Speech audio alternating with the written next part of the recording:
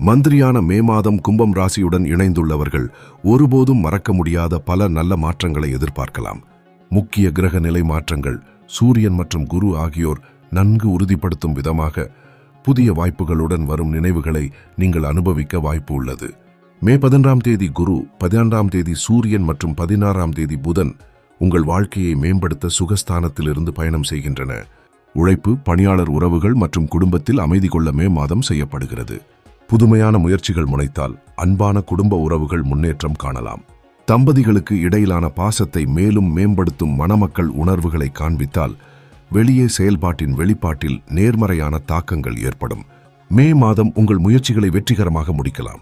மே மாதம் உங்களது உடல்நிலை மற்றும் மனநிலை மேம்படுத்தும் சொற்களாகும்.